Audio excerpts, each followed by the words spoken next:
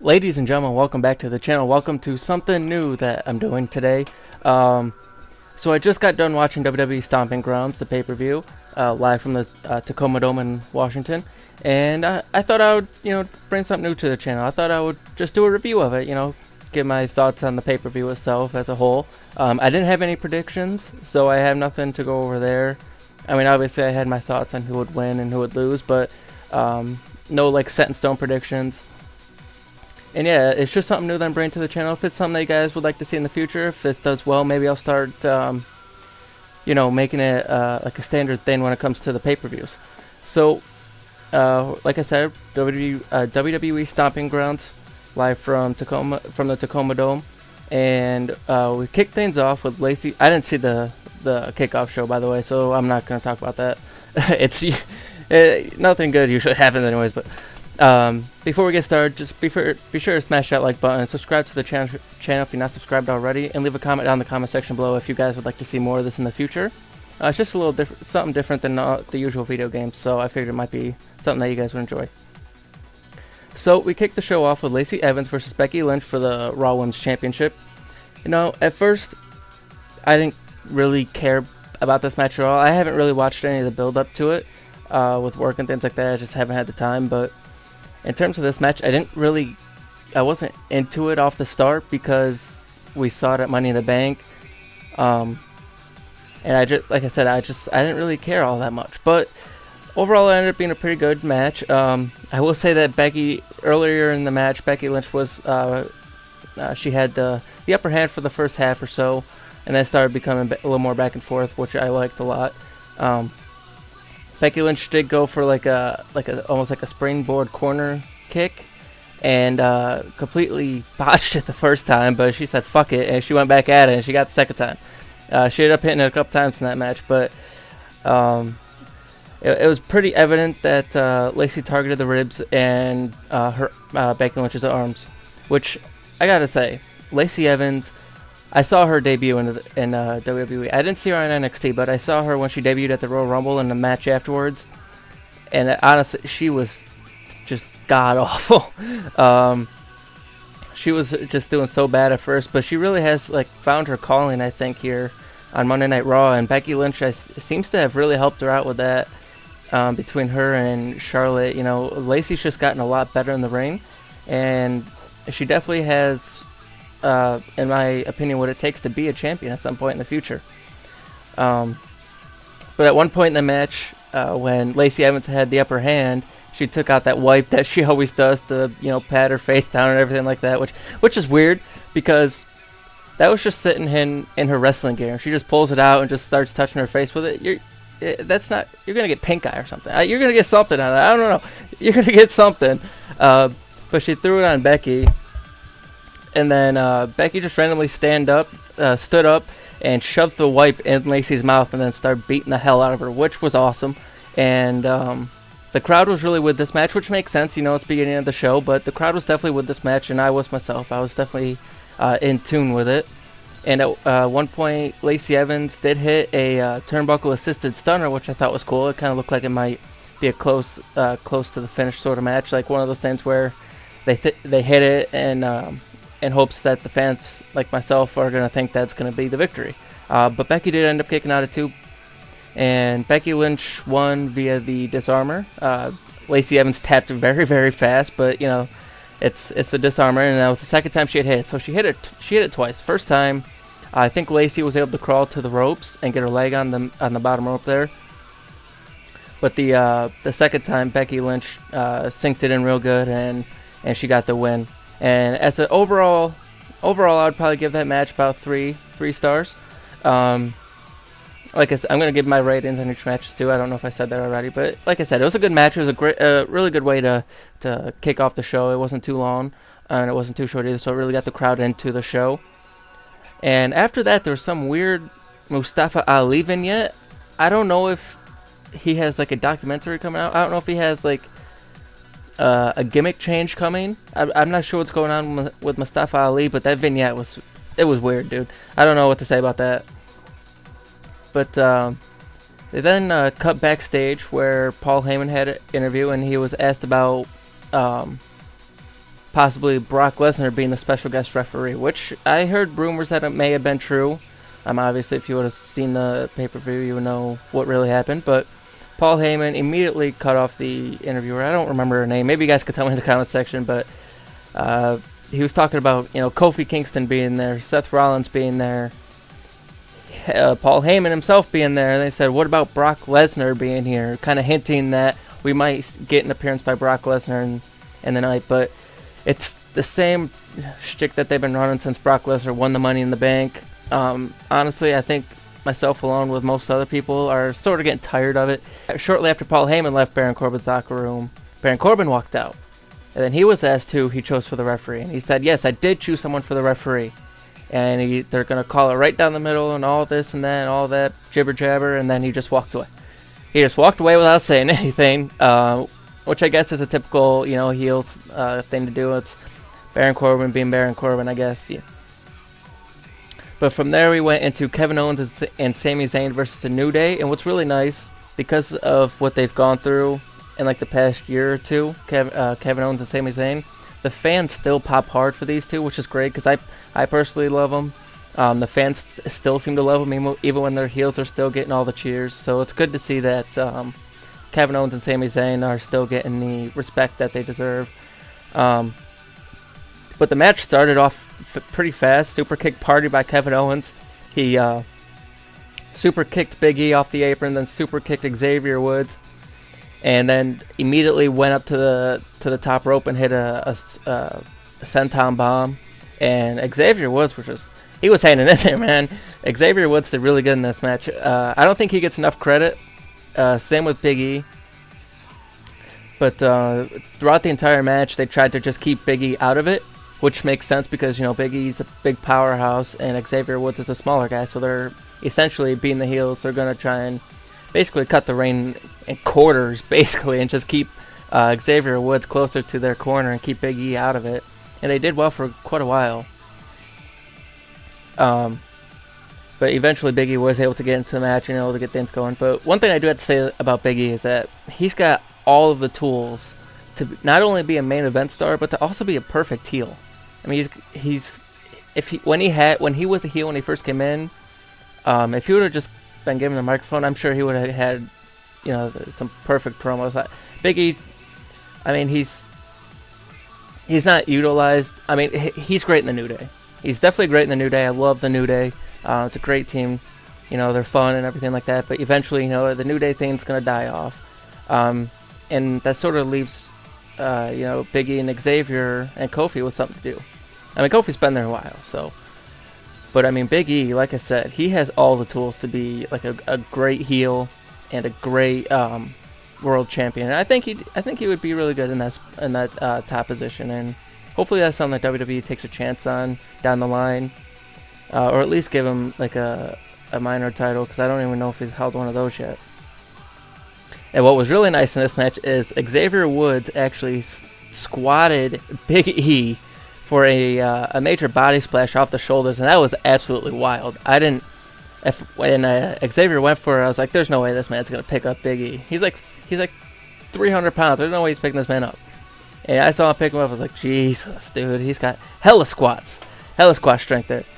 But Zayn and Owens almost got the victory with a haluva kick into the pop-up powerbomb, but I think Big E broke it up. It was almost like an NXT-like sequence after that. Something you would see in a lot of NXT or on like the indie shows and stuff like that. Big E clotheslined Sami Zayn, who then got super kicked by Kevin Owens, who then got a rolling elbow by Xavier Woods, which was so cool. And then after that, Sami Zayn climbed up on the ropes, and Big E hit him with that apron spear, and that man throws himself out of the goddamn ring when he does that, dude. Every time I see Big E go for that move, I think he's going to kill himself. I think he's going to die. It's just crazy how awesome, like how much Big E can fly being the size that he is. But after that, Kevin Owens got the victory over Xavier Woods when he hit the Stone Cold Stunner, or the KO Stunner. And I heard that Stone Cold wasn't too happy the first time he hit that, because I think Kofi kicked out of it. But Yep, Owens and Sami Zayn got the victory on that one, and it was for me that was a 4-star match. You know, it was really interesting.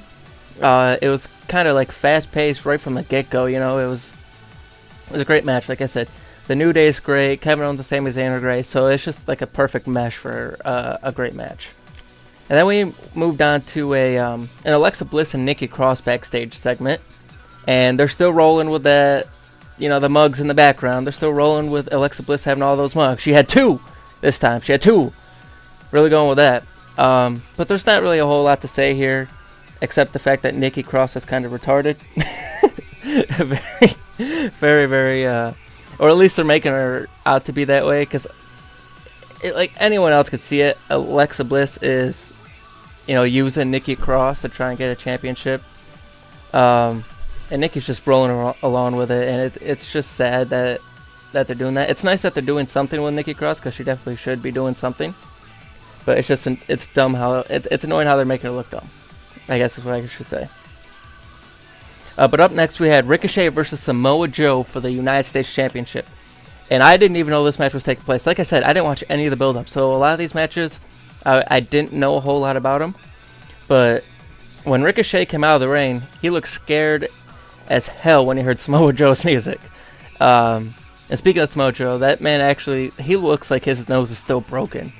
I don't know if it's just because he's got a big ass nose or if it may still be healing, but it definitely looked like it was still broken or something was going on with it. But this was your, you know, classic. It was like a classic power versus speed. You know, David versus Goliath. You know, Ricochet trying to match Samoa Joe's power, but it definitely wasn't going to work, and we all knew it wouldn't. I know I definitely I didn't expect the outcome to happen the way it did. I mean, there was a lot of cool spots in this match. You know, the corkscrew moonsault to the outside by Ricochet. He's always a fun guy to watch. So if you see Ricochet on the card, you know you're going to get a good match. And I think that's really what really had me enticed in this match, was the fact that Ricochet was in it. Because Samoa Joe really hasn't been... He has the title, but he hasn't been defending it like a champion, I guess you could say. You know, having the like 20-second match with Rey Mysterio at WrestleMania, and then having like a minute and a half match with him at Money in the Bank. So we really haven't seen much of him. So it was nice to actually watch him in a full pay-per-view championship match. But what was really cool is when Ricochet did a backflip off from Samoa Joe's chest. That was wild. I thought that was pretty cool. And then there was a pretty crazy... Samoa Joe also paying homage to Chris Jericho, hit the freaking lion salt, and I thought that was absolutely beautiful. He may be doing it better than Chris Jericho. Chris Jericho, you may have to work on that, buddy. I don't think you can do it as good as Ricochet. But there was a crazy combo by Samoa Joe too, which I thought was nice, and that was a German suplex into a clothesline. And every time Ricochet took a freaking move in that match, dude, he looks like he just got killed. Like a neck all limp and everything. He looked dead. Like, it looked like his eyes glazed over a couple times. I was genuinely concerned for my man's safety in this match. But Ricochet, how did it go? I think Ricochet went for like a kick to the gut, and Samoa Joe caught him and literally threw him and flipped him onto his back. Like, he did a full rotation onto his back, which I honestly, after that, I thought it was over. But Ricochet ended up winning with a 630 after hitting the code breaker on Samoa Joe. So he hit the code breaker, then went and hit the 630. And for me, just because Ricochet won that match, and I fully didn't expect him to, I would give this a 5-star rating. The match was great. Like I said, classic David versus Goliath match. I thought full along that Samoa Joe was going to get the victory, but I turned out to be wrong. And it's just WWE finally got something right. And straight from that backstage segment, we went into Heavy Machinery versus Daniel Bryan and Eric Rowan for the SmackDown Tag Team titles, which I'm sure it's because it was in Washington, but although he's a heel, Daniel Bryan was getting all the love here tonight. The crowd was still doing a yes chance. Like, Daniel Bryan can't escape from this. Daniel Bryan cannot escape from being a face. He is not a heel. He can't be a heel. He just can't be. He's just too good. People love him too much. And he was sort of playing to that. You could see him playing to that, that hometown crowd sort of thing there. But Heavy Machinery did that pass off suplex, which really showed a testament not only to their strength but also to Daniel Bryan's balance, because he's got to be able to stay up there while he's getting transitioned from one guy to another. I thought that was really cool. Like I said, I didn't even know this match was taking place either. And when Eric Rowan got into the match, the fans were chanting "Please recycle," which I thought was kind of funny. And then they were chanting "Drive a Prius," which I didn't know what to do there, man. I just started dying. I was dying. And then Otis did this weird, like, because Daniel Bryan started hitting the yes kicks, and of course the fans were going with it. They were, yes, yes, yes. But Otis started doing like this Hulk Hogan power up. He was just eating these kicks, and he had no problem with it. But the crowd only seemed to care about Daniel Bryan in this match, which kind of sucks because it took away from the other competitors. But Daniel Bryan and Eric Rowan retain. And overall, I gave that a 3-star rating. It started out really slow, and I wasn't really into it. I honestly thought about just going and take a bathroom break during this match. But it definitely picked up, and that was good to see. And of course, we got to see the Caterpillar by Otis, which was just fantastic. But from there, we went into Alexa Bliss versus Bayley for the SmackDown Women's title. And honestly, like, this was another one of those things where I just didn't care. I mean, I didn't care who won, but I would have been fine skipping the match, to be honest with you, just based on what happened. Of course, Alexa Bliss had Nikki Cross in her corner, and like I said earlier, Nikki Cross is just so dumb. But Bayley ended up taking out Nikki Cross with a suicide dive when Alexa Bliss pushed her in front of the suicide dive, which, there's your sign right there, Nikki Cross. And honestly, after that, I thought Nikki Cross was going to cost Alexa Bliss the match. Because after that, Alexa Bliss went up to hit the... Sorry, I was fixing my headset. Alexa Bliss went up to the top rope to hit the Twisted Bliss. And Nikki Cross came in the ring. It was a weird thing because it looks like she came in to distract the ref. So Alexa... almost like if Alexa Bliss had a weapon in her hand, like she came in to distract the ref, almost like if Alexa Bliss was about to hit her with a weapon. But that wasn't the case at all. Alexa Bliss was at the top rope ready to hit Twisted Bliss, and she was all good. So Alexa Bliss ended up getting distracted by Nikki Cross trying to distract the referee, which, like I said, made no sense. But she ended up, I think Alexa Bliss ended up getting hit with a Bayley to belly. Bayley gets the victory, and I guess the story that they were running with was Nikki Cross accidentally cost Alexa Bliss the match. Not really a whole lot to say about this one. Like I said, it was like whatever for me, but I gave it 2.5, just because it was kind of slow. It didn't make a whole lot of sense to me, but I mean, Alexa Bliss is definitely doing better than she was before her injury. She's really stepped up her in-ring work a little bit. Same goes for Bayley too. They're always good. And being the fact that they both came from NXT made for a good storyline. But we just didn't get a whole lot out of the match. It's whatever. But from there, we went into a backstage segment with Ricochet, and he was getting photos taken with the United States Championship. And the club comes in, Carl Anderson and Luke Gallows. And they're trying to get him to do the too sweet thing, and I just thought that was fantastic. And then after that, AJ Styles comes in and joins him in the photo shoot. And Ricochet is just like, what the hell are these guys even doing here? He looks so confused. Like, he has no clue what's going on. But was really cool is that the last part of that segment, AJ said, "I'll see you on Monday Night Raw, Ricochet." So maybe they're going to go into a thing for the United States title with Ricochet and AJ Styles. And if that's the case, I am all for that. That sounds like a great feud. And definitely looking forward to something like that for sure. And from there, we went into Drew McIntyre versus Roman Reigns. Of course, Drew McIntyre having Shane McMahon in his corner. And I'm so getting tired of Shane McMahon, dude. I like I'm so tired of seeing his face on my TV screen. It's great once in a while seeing Shane McMahon. Like when he first came back, it was woohoo, Shane McMahon, doing the crazy moves. But overall, I don't care to see him. I feel like he takes away from Drew McIntyre, Roman Reigns, really taking away from what they can do in the ring. But they start. Drew McIntyre, Roman Reigns start brawling outside the ring before the match even started, and Shane just continued to distract Roman Reigns. Roman Reigns came off the ropes and hit that huge like jump over the ropes that he usually hits, landed right on Drew McIntyre. That man went soaring through the air, and that was crazy. Then they started chasing Shane McMahon, who kind of chased him around back towards Drew McIntyre, who chased him through the crowd back towards Drew McIntyre on the other side. And Roman Reigns went to do the same thing over the barricade, which of course Drew McIntyre, it was a trap basically. Drew McIntyre got him.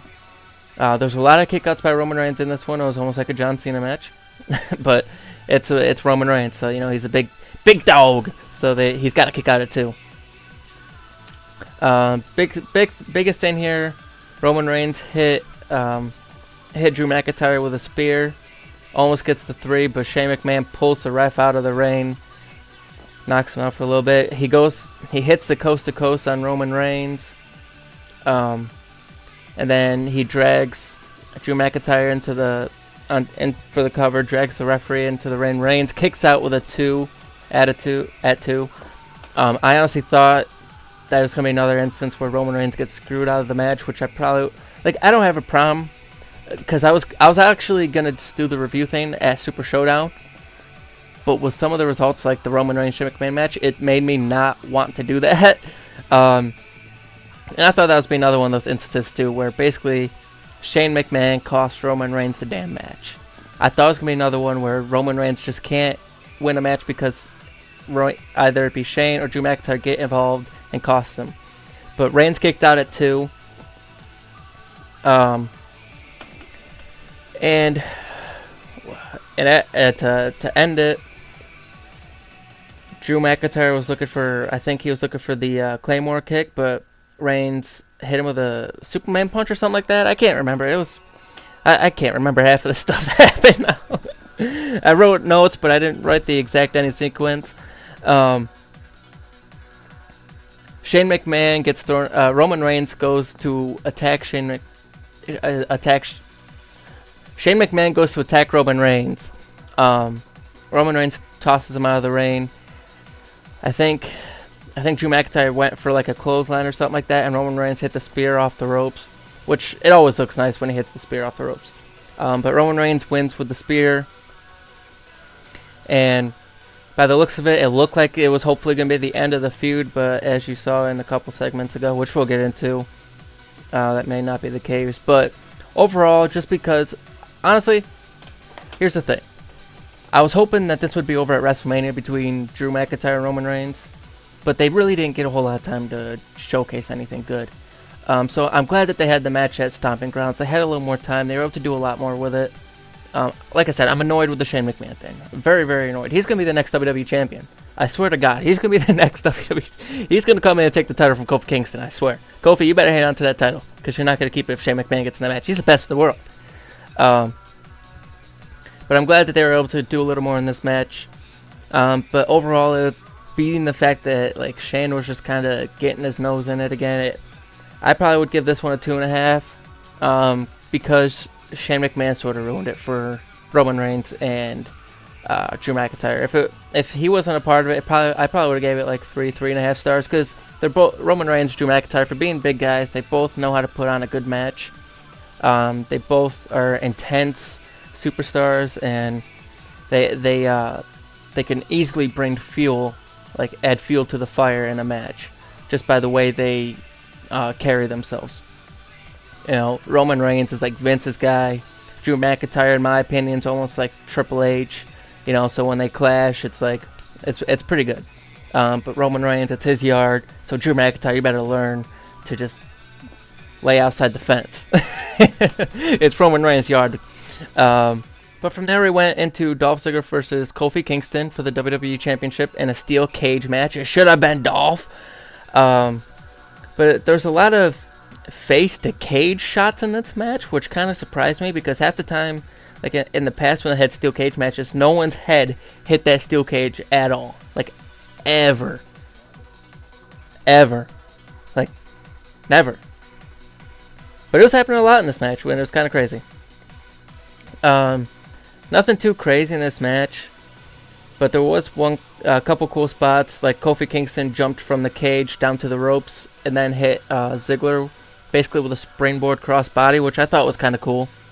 Ziggler brought out the ankle lock. Ziggler was really showcasing his wrestling ability in this match, which I thought was kind of dumb because it's a steel cage match, so I was kind of confused. But anyway, Ziggler hit the ankle lock. He super kicked Kofi Kingston, who almost fell out of the door of the steel cage. Kofi Kingston then would get dragged back in the ring. He tried to hit a Trouble in Paradise. Ziggler caught it back into the ankle lock.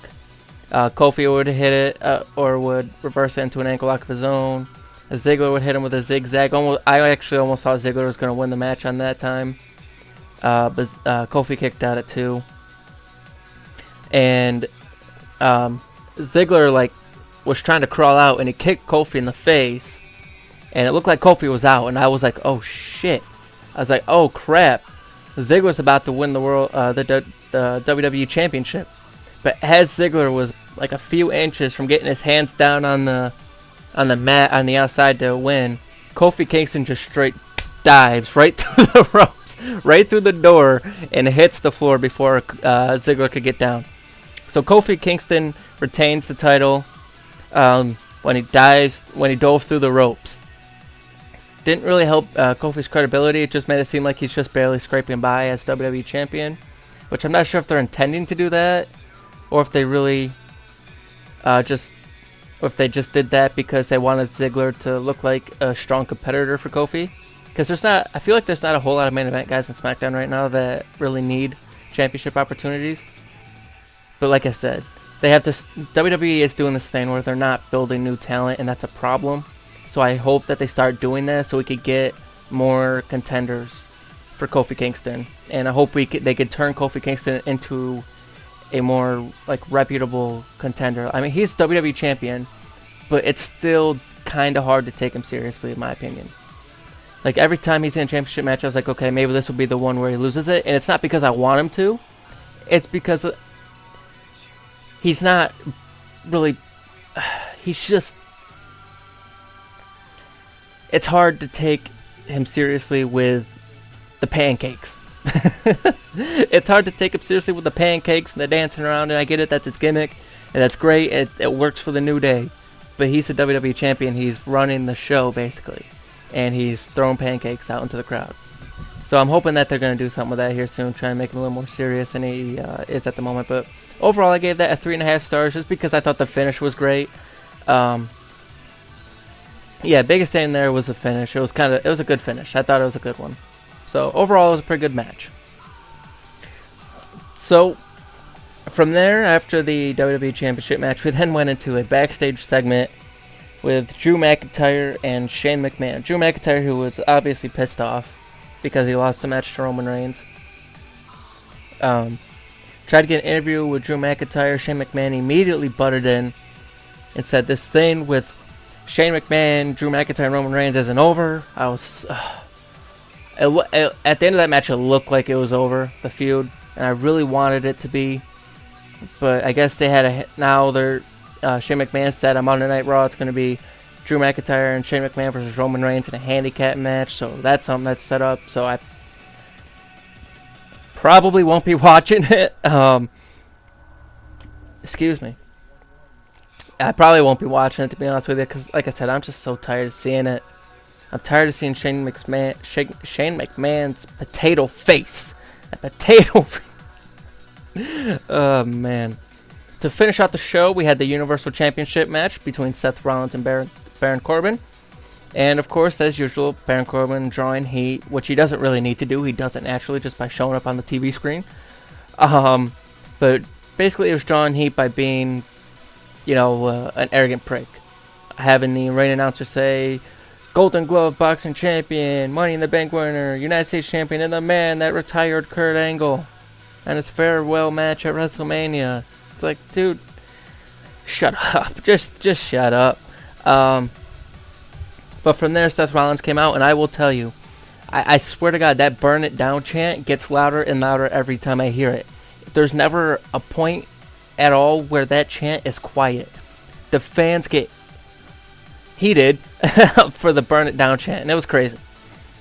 And Seth Rollins came out with a chair, because I guess that's something that he's been doing on Raw, is beating everyone up because of the guest referee thing. Like, I think I saw he beat up EC3, who's still doing nothing, that's a whole nother thing. I'm not even going to get into that. But we get ready for the match. Baron Corbin grabs a microphone, says, I figured out who the guest referee is. And he starts to say who it's going to be. Seth Rollins gets out of the ring, chases him off with a chair. He grabs the mic, basically says, shut the hell up, figure this out. Whoever comes out, if they try to cost me the title, I'm going to beat the hell out of them with this chair. Let's get this going. Let's get this match going. It ended up being Lacey Evans, which right from the get-go, I was like, okay, they're running with this thing because, Becky Lynch tapping out Lacey Evans at the beginning of the night, and, Becky Lynch and Seth Rollins dating. They're running with it. They're running with it, and now the storyline in the main feud for the Universal Championship match, for the main event of freaking Stomping Grounds. So Lacey Evans comes out. She starts talking all the smack to Seth Rollins. Lacey tries to take the chair from Rollins. Corbin attacks Rollins and from behind and beats him with the chair. But of course the bell didn't ring yet. So right from the get-go, Lacey Evans is just letting shit slide, just letting it slide off like a water slide with soap, just sliding right off. And then the match did start. Baron Corbin continued to beat Seth Rollins on the outside of the ring, and Lacey Evans wouldn't count the ring out. So that right then is when I started realizing, okay, this is gonna go some type of way that's gonna piss a lot of people off, and it definitely did. The fans were lighting into Baron Corbin in that match. Chants like "This is stupid," AEW. Oh wait, AEW. Oh man. They even chanted Daniel Bryan, CM Punk, boo. What else was there? I think I heard a "This is boring" chant, which, I mean, if you're in the main event, you really don't want to hear that. I mean, that's not something you want to hear. It was a bad start, but it actually started to pick up a little bit. Seth Rollins started to get some offense in, and he went for a cover. Lacey Evans slow countered Rollins, so that's great. Seth Rollins power bombed Baron Corbin through the announce table, which because I was watching it as I was writing the notes and everything like that for this, and I saw him go through the table. It's like, thank God, finally Corbin's getting something. The fans were actually starting to get back into the match at this point. They're actually starting to get into the main event, it was a well thought out plan by the writers to get the fans like pissed off at first, and then just have them slowly start getting back into the match. I thought it was a really good idea. You started hearing Becky Lynch chants throughout the match, and Baron Corbin was down for at least 20 seconds, dude. Like, he was down for a good 20 seconds. And Lacey Evans was slow counting it, and then at about a count of 8, she called the ring announcer over and said, this is now a no count out match. Restart the match, it's no count outs. So then Seth Rollins like, oh shit, she's screwing me again. Now I have to try and get Baron Corbin into the ring. So we got back into the ring, started going back at it again. And then Seth Rollins would then hit a frog splash. Lacey Evans hit the 1, the 2, and then went down for the 3, and then she acted as if she had a shoulder injury and didn't count. And Seth Rollins was getting in the face of Lacey Evans again, and Baron Corbin hit Seth Rollins with a steel chair. And the match had already been going for probably 10, 12, 15 minutes maybe. So the match has been going, and Baron Corbin hit Seth Rollins with the steel chair. And it's not an ODQ match. So theoretically, Seth Rollins should have won. He should have retained the title right there. and Lacey Evans like acting like she's looking at her boots, checking her fingernails, while Baron Corbin was just hitting Seth Rollins with a chair. And Lacey Evans then goes back over to the ring announcer and says, "This match is now a no DQ match." "It doesn't matter," she said. "It doesn't matter. No DQ, no DQ." I was like, okay, here we go. This is where it's going to happen. Gonna get Brock Lesnar coming in or something. Something's happening. But Seth Rollins hits the Falcon Arrow on the chair. Lacey Evans doesn't count. Just doesn't count at all. And at this point, Seth Rollins is pissed because he's getting his ass kicked. He's throwing it all on the line. And Lacey Evans just keeps, nipping away at Seth Rollins' heels, basically. Just pissing him off. Just kind of eating away at him. So Seth Rollins gets up and gets in her face a little bit. Lacey Evans slaps Rollins, not once, but twice. And then Baron Corbin comes in from behind, grabs Rollins. Rollins turns around, hits him with a right. Lacey Evans and low blows Seth Rollins. And I was like, okay, this is what's going to happen. It's going to happen. Happening right here, right now. See Becky Lynch run into the ring. She starts beating the ass. Becky Lynch beat the hell out of Lacey Evans twice in one night. Becky Lynch beat the living hell out of Lacey Evans. Hit a dive off the apron onto her. The referees come down to break him up. Baron Corbin says, come on, get in the ring. Because Baron Corbin hit the end of days on Seth Rollins before Becky Lynch came in. But he was going to go to hit another one, so he was trying to get a ref to come in. That wasn't Lacey Evans because she was taken out, quote unquote. It just so happens to be John Cone, the man who got into a little confrontation with Baron Corbin at Super Showdown. So there's that. Baron Corbin goes to hit the end of days. Seth Rollins reverses, kind of goes up and over, lands on his feet, hits him with a super kick into the curb stomp. Seth Rollins wins and retains the Universal Championship. And that's sort of how we end the show, with Becky Lynch and Seth Rollins celebrating. Overall, it was a good match. I liked what they did with it. Like I said, the start kind of pissed me off, and I think that was a well thought out plan by WWE Creative. So kudos to them for pissing me off, because that was a good idea. By the end, I think myself and everyone else was pretty happy with the match. So out of that, I'd probably give it about a 4.5 star, just because of the way the match was set up. I liked it. It was a classic heel type setup match. So I guess overall the show was probably a 3.5 out of 5, 4 out of 5 star. Like I said, there was a lot of pretty good matches in it. There was a couple of them. A lot of them tended to start a little slow, but overall they all ended up pretty well. The dive with Kofi Kingston, the tag team match was fantastic, with the New Day and Kevin and Sami Zayn. The Universal Championship match was really good. The WWE Championship match was alright, but like I said, overall it's probably a 3.5 star out of 5 pay-per-view overall. So I mean, I'm hoping that WWE kind of finishes this thing with Baron Corbin and Seth Rollins. I think Seth Rollins needs something else to do before he gets a little too complacent. Same thing with Becky Lynch. I need to, like, a lot of the matches on this card I felt like I have seen before. So I completely forgot that Stomping Grounds was even airing today. Like this review was last minute. As I was watching it, I was like, you know what, I'm just gonna do a review on it at the end of the show. So, like I said, a lot of it was just a lot of rerun matches, but they all ended up delivering pretty well for me. I don't ask for a whole lot out of WWE. I just ask for their superstars to put on some entertaining matches and to hopefully have storylines that make sense. Speaking of, the 24/7 Championship is still a thing, but like I said, Stomping Grounds overall was a pretty good pay-per-view. I enjoyed it. A few things that kind of annoyed me, but overall it was a pretty good show. And yeah, I guess that's from there. We just kind of end this first pay-per-view review by myself. Thank you guys so much for stopping by. If you guys enjoyed this review of WWE Stomping Grounds and you'd like to see something like that or more like it in the future, maybe we'll start doing it for pay-per-views, or maybe even for like the Raw and SmackDown NXT shows. It's up to you guys. Just let me know down in the comment section below if you guys enjoyed this video and you want to see more like it. Leave a like on this video, subscribe to the channel if you're not subscribed already for more, and I'll see you guys next time.